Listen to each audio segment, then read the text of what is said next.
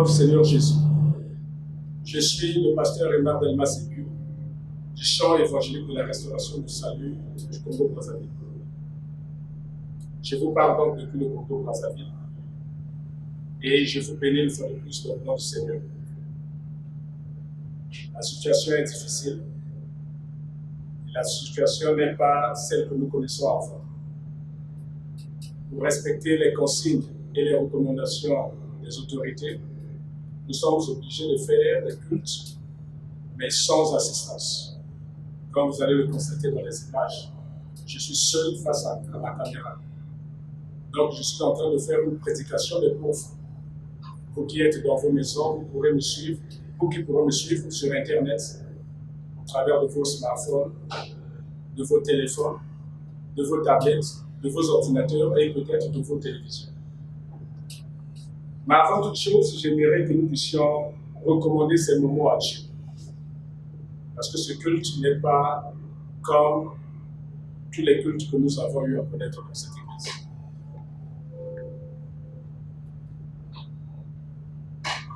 Seigneur notre Père, en ces temps difficiles, en ces circonstances dramatiques, nous n'avons point d'autre secours qu'auprès de toi. Toi qui es notre Dieu, toi qui es notre Père, toi qui existes d'éternité en éternité, toi qui vis dans les lieux inaccessibles à la chair et au sang, toi dont le trône est élevé au-dessus de tous les trônes, visibles et invisibles.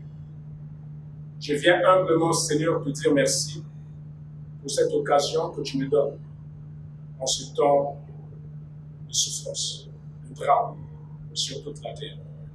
Qu'il te plaise, ô Seigneur, de m'accorder, Seigneur Tout-Puissant, de parler à ton peuple de ta part, parce que tu as un message à libérer à ton peuple.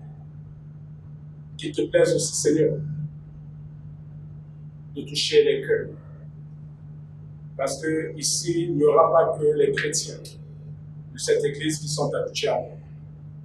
Il y aura aussi d'autres personnes, des chrétiens d'autres églises, de par le monde, mais aussi des personnes qui ne te connaissent pas, qui ne sont pas chrétiennes. Qu'il te plaise de toucher leur cœur, de leur donner de l'humilité, afin qu'ils acceptent de m'écouter et de recevoir la parole. Je prie et je te le demande, Seigneur, avec foi, dans le nom du Seigneur Jésus. Certainement, ceux qui ne sont pas habitués à moi, ceux qui ne sont pas chrétiens de cette église, ceux qui ne prient pas, vont encore se poser la question en me voyant sur la toile, sur Internet. Ils vont se dire certainement, encore un autre illuminé, un autre fanatique de Jésus en mal de sensation. Encore un autre vendeur d'illusions, un de ces plaisanteurs qui racontent leur vie pour estorquer des fonds et escroquer les honnêtes gens. À cela, que puis-je dire? Que puis-je répondre? Si ce n'est que je suis pasteur. Humblement, je dis que je suis pasteur. Donc, il me faut dire le message que le Seigneur a retenu à son peuple, aux chrétiens, en ce jour, dimanche 22 mars 2020.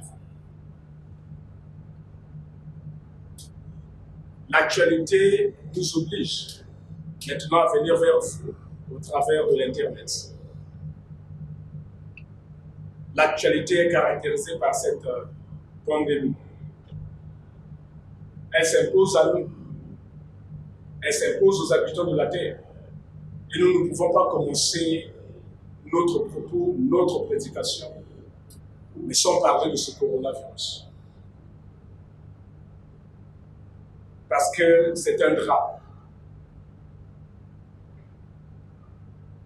Un vrai problème pour l'espèce humaine, qui est même menacée d'extinction. Donc c'est l'actualité qui m'oblige à commencer par mon devoir de citoyen sur la Terre.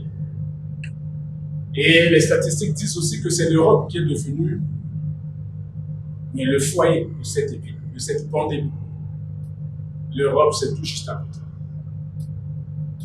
C'est cette même actualité qui me pousse, dans mon devoir de citoyen, à vous demander de suivre scrupuleusement les recommandations des autorités.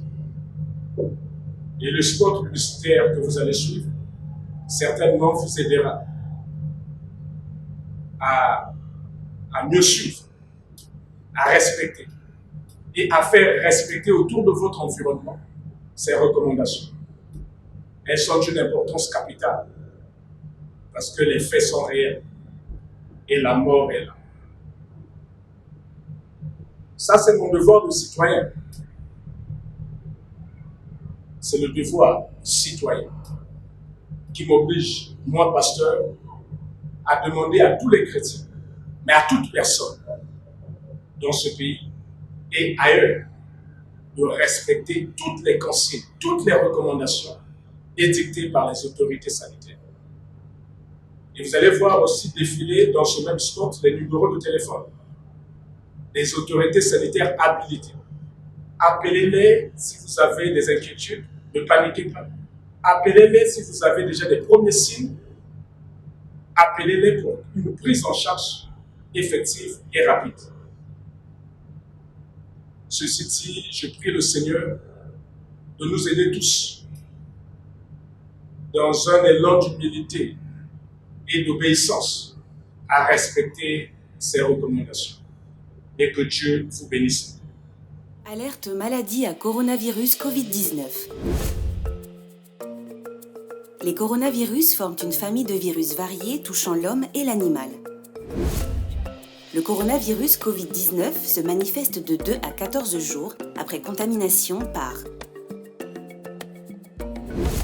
une fièvre brutale supérieure ou égale à 38 degrés, des maux de tête, la fatigue, des frissons, des sueurs, des courbatures, la toux, un rhume, un mal de gorge,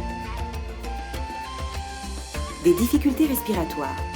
Le coronavirus est transmis directement par des gouttelettes de salive émises par la toux, les éternuements et les sécrétions nasales d'une personne malade ou indirectement par des objets contaminés par une personne malade. Pour se protéger et ne pas propager la maladie, il faut se laver les mains à l'eau propre et au savon pendant au moins 40 secondes ou se nettoyer les mains avec une solution hydroalcoolique. Lavez-vous les mains après avoir toussé ou éternué lorsque vous vous occupez des malades, avant, pendant et après la préparation des aliments, avant de manger, après l'utilisation des toilettes, quand les mains sont sales, après avoir manipulé des animaux ou des déchets d'animaux. Autre précaution importante à prendre. Tousser et éternuer dans le creux du coude ou dans un mouchoir jetable. Évitez tout contact direct avec des personnes présentant des signes de grippe ou de difficultés respiratoires. Bien cuire les aliments avant leur consommation. Crabes, crevettes, poissons, viande et autres. Évitez d'embrasser ou de se faire lécher par tout animal. Au cas où la maladie est déclarée dans le pays, se protéger la bouche et le nez avec une bavette. En cas d'apparition des symptômes précédemment cités chez un membre de votre famille, un ami ou un voisin, contactez le personnel du centre de santé intégré ou l'hôpital le plus proche de votre domicile. Appelez le numéro vert 34 34 ou la direction de l'épidémiologie et de la lutte contre la maladie au 05 628 40 43 et au 06 478 70 44. Ceci est un message du ministère de la Santé, de la Population, de la Promotion de la Femme et de l'Intégration de la Femme au Développement. Mon devoir de pasteur me conduit dans une autre phase, dans une seconde phase, à s'adresser au peuple de Dieu, à s'adresser aussi au-delà du peuple de Dieu, à toute personne qui ne reconnaît pas mon Dieu, qui ne reconnaît pas Jésus, qui ne prie pas. Je demande à Dieu de toucher son cœur, là où elle est, là où se trouve cette personne, quel que soit son rang, sa dignité, sa qualité, que Dieu touche son cœur, que Dieu lui donne la foi pour comprendre ce que je vais dire de la part du Seigneur, que Dieu donne à toutes ces personnes chrétienne ou non chrétienne, qui me suit, l'humilité de cœur et la patience pour rester et me suivre jusqu'à la fin. Et je demande à Dieu, au nom de son Fils Jésus,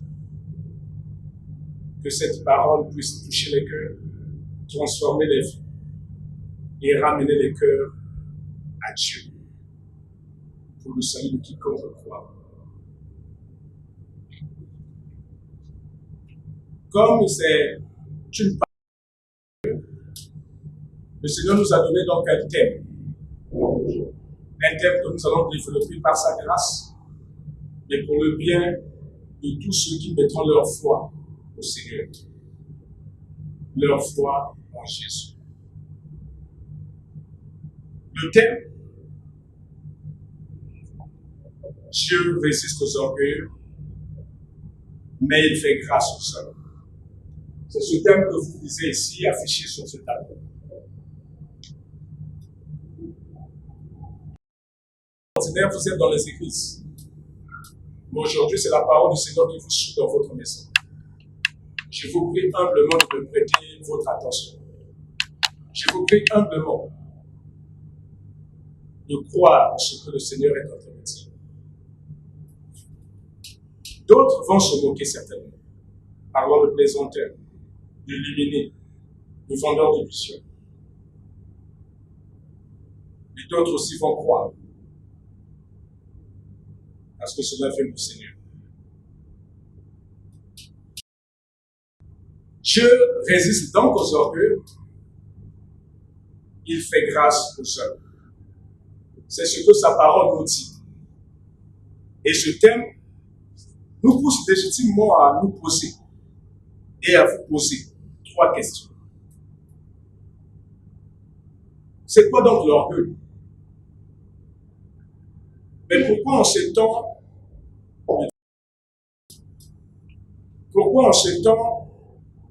de drame?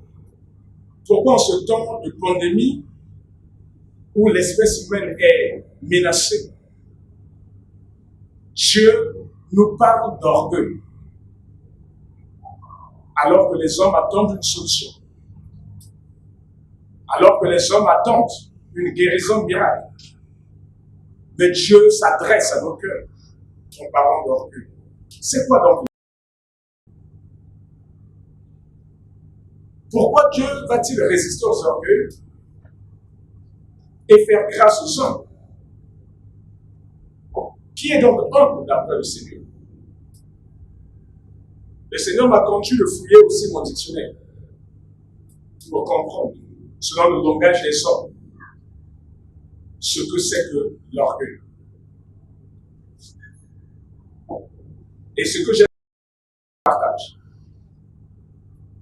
L'orgueil est une haute opinion, très souvent exagérée, qu'une personne peut avoir de sa propre valeur au dépend de la considération due à autrui.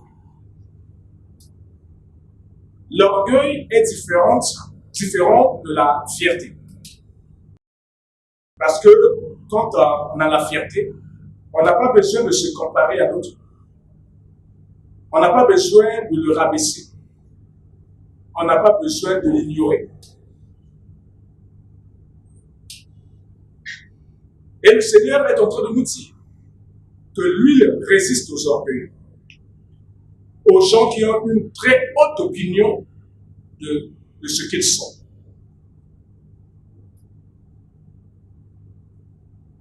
Mais, ou orgueilleuse d'après Dieu, d'après le Seigneur, est orgueilleuse toute personne, toute famille, toute ville, toute autorité, toute nation, toute civilisation a une haute opinion d'elle-même qui aime se mettre en valeur et n'accepte pas de se remettre en question, qui ignore complètement l'existence du du Dieu que nous prions. Toutes ces catégories de personnes, physiques ou morales, sont considérées orgueilleuses par Dieu. Ça peut être une personne, ça peut être une famille, ça peut être une ville, ça peut être une nation, ça peut être une autorité, ça peut être une civilisation entière qui est qualifiée d'orgueilleuse par le Dieu que nous servons. Mais ce même Dieu nous avertit et a toujours averti son peuple dans sa parole pour te demander de l'aide parce qu'il est trop fier de lui, parce qu'il est trop suffisant, parce qu'il est trop intelligent. Il manifeste beaucoup d'arrogance envers toi qui es son parent. À cet instant, que vaut ton amour? Alors que l'amour de Dieu est réel. Mais l'amour de Dieu s'arrête là où se commence l'orgueil de l'homme. Là où commence l'indépendance de l'homme. C'est là où s'arrête l'amour de Dieu. Quand l'homme décide que Dieu n'existe plus, qu'il a pour Dieu la technologie ou la science. Quand l'homme prend une créature de Dieu pour en faire son créateur et l'adorer, je vous dis que c'est une injure faite à Dieu. Mais alors que Dieu aime l'homme, mais je vous dis que l'amour de Dieu s'arrête là où commence l'orgueil de l'homme. Dieu n'accepte pas l'orgueil. Le livre de Jacques 4, au verset 5 et 6, nous traduit ce conflit. Nous traduit mieux ce conflit. Le conflit de l'amour de Dieu, mais qui s'arrête là où commence l'orgueil de l'homme. Alors que Dieu voudrait que l'homme se repente, manifeste l'humilité, revienne à lui, pour qu'il obtienne sa miséricorde, pour qu'il obtienne la solution à tous ses problèmes.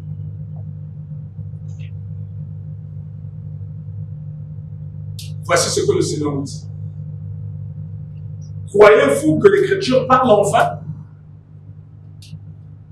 C'est avec jalousie que Dieu chérit l'Esprit qu'il a fait habiter en nous. C'est avec une jalousie protectrice que Dieu chérit. Chérir, c'est aimer. Avec tendresse, avec affection. Donc c'est avec affection, avec tendresse que Dieu aime l'esprit qu'il a mis dans l'homme. Mais qu'est-ce que cet amour? Quand l'homme déclare son indépendance à son Créateur, à son Père, à son Dieu. Bien aimé, vous avez des enfants à la maison.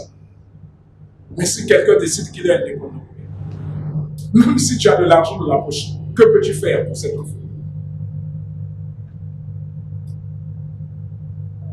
Mais la même parole, Dieu dit, il accorde au contraire une grâce plus excellente. C'est pourquoi l'Écriture dit, Dieu résiste aux orgueilleux, mais il fait grâce aux hommes. Mais donc Dieu attend de nous, attend de l'homme, avec grand H, habitant de la terre, une démarche d'humilité, une démarche de repentance, qu'il ramène son cœur à son Créateur, qu'il ramène son cœur à son Père, qu'il revienne au pied de son Père, afin d'obtenir sa miséricorde, afin d'obtenir sa grâce, la solution au problème qui mine son existence. L'orgueil, la suffisance, l'indépendance, le mépris n'a d'avantage que d'attiser la colère de Dieu. Pas autre chose que la colère de Dieu. Que la colère de Dieu. Oui, les scientifiques, oui, les athées, oui, les philosophes, ils vont dire, mais voici encore un autre pasteur qui vient nous raconter sa vie. Un illuminé, un vendeur d'illusions. Nous cherchons les vaccins. Nous cherchons la solution. Lui vient parler de l'orgueil. Mais bien aimé dans le Seigneur, vous qui me suivez depuis vos maisons, vous qui avez reçu l'amour, la foi, mais aussi la patience de me suivre jusqu'à la fin, je vous dis que l'orgueil met un mur entre l'homme et son Créateur. La suffisance, l'indépendance, l'ignorance que l'homme fait de son Dieu, de son Créateur, attire sur lui la colère de ce même Dieu. Le mépris de l'existence même de ce Dieu Créateur attire sur l'homme la colère de Dieu.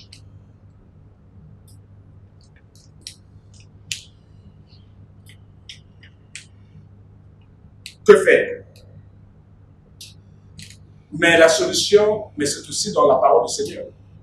Peut-être que vous attendez, je sais et je comprends. Et moi-même, je suis affligé du drame de cette pandémie sur la terre.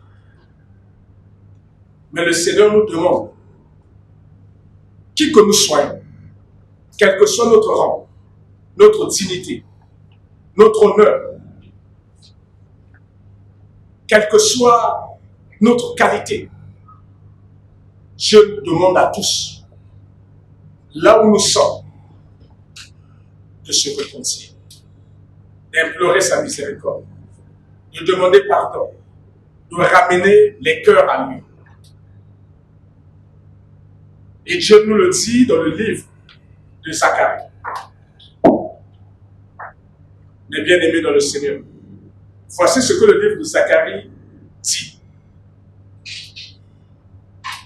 L'Éternel a été très irrité contre vos pères. Dis-leur donc, ainsi parle l'Éternel des armées. Revenez à moi, dit l'Éternel des armées, et je reviendrai à vous, dit l'Éternel des armées. Voici la solution. Je ne suis pas scientifique, je ne suis pas biologiste, je suis pasteur.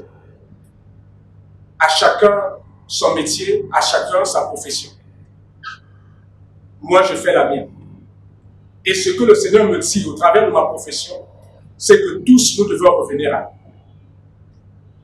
N'endurcissons pas nos cœurs.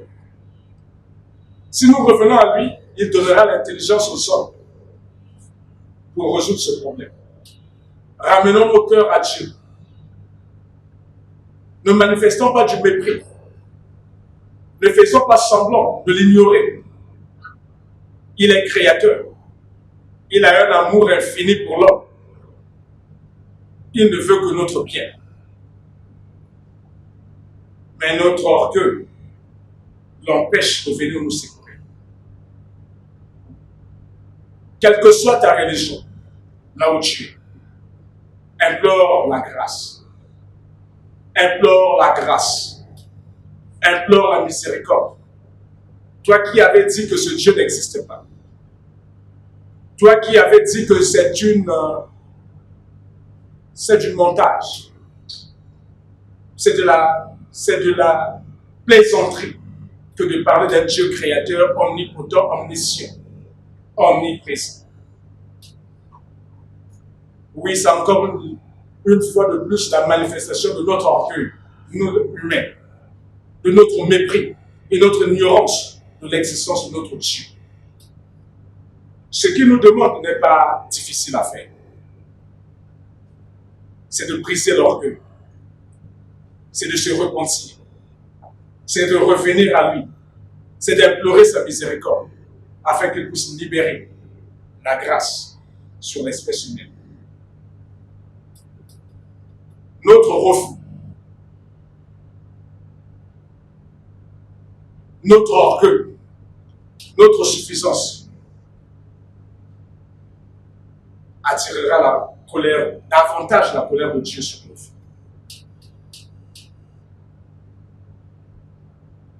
Pour finir, j'aimerais vous donner l'exemple d'un roi, d'un souverain, d'une autorité qui, en son temps, avait aussi manifesté l'orgueil contre ce même Dieu. C'est dans le livre des Chroniques, 2 Chroniques, chapitre 32, verset 26. Ce roi avait connu aussi des problèmes. Il était en difficulté, lui et son peuple. Dieu lui avait parlé, comme je suis en train de le faire, à vous mes bien-aimés, quel que soit le pays dans lequel tu te trouves, parce que ce canal d'Internet me permet de venir jusqu'à vous. Je vous parle de la part du Seigneur.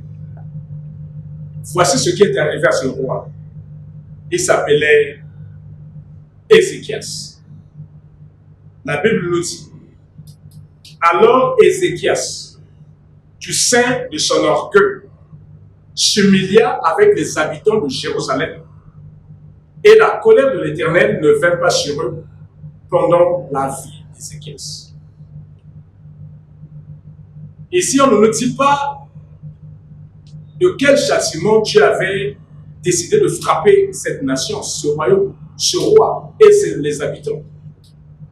Mais on nous dit que la colère de Dieu s'était levée et Dieu allait les détruire. Mais quand ce roi, ce souverain et son peuple se sont humiliés devant Dieu, ont reconnu leur orgueil, se sont repentis, et Dieu a décidé de ne pas les détruire. C'est ce que la Bible nous dit ici. Alors, Ézéchias, du sein de son orgueil, était rempli d'orgueil. Son cœur s'était élevé. Il ne voulait pas reconnaître Dieu et la place de Dieu dans sa réussite, dans sa gloire. Comme les hommes maintenant. Ils ont réussi. Ils ont maintenant des navettes pour aller jusqu'à d'autres planètes. La science a beaucoup évolué. La technologie, n'en parlons plus. L'homme ambitionne même de se cloner.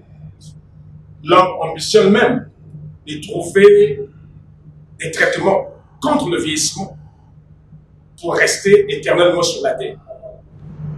Suivant l'exemple de ce roi, de cette autorité, suivant l'exemple de ce peuple, qui du sein de leur orgueil se sont humiliés, se sont repentis et ont crié à Dieu.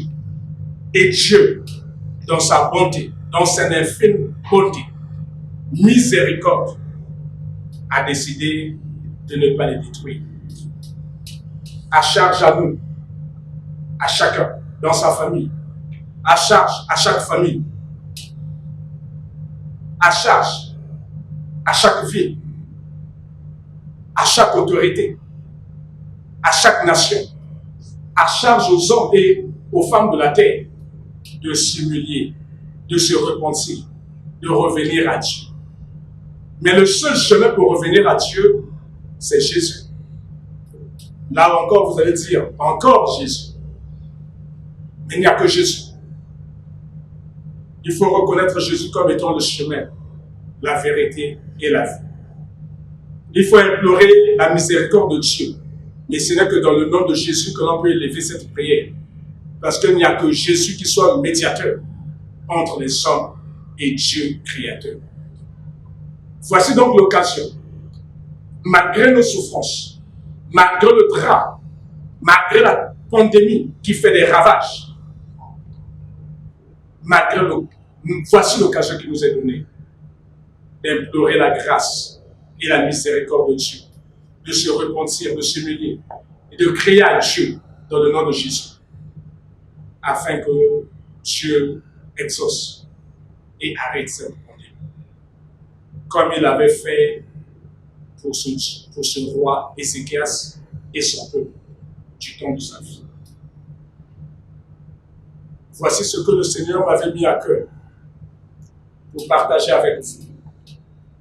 Je réitère que mon devoir de citoyen est de vous dire de respecter toutes les consignes, toutes les recommandations des autorités, afin que nos vies soient épargnées.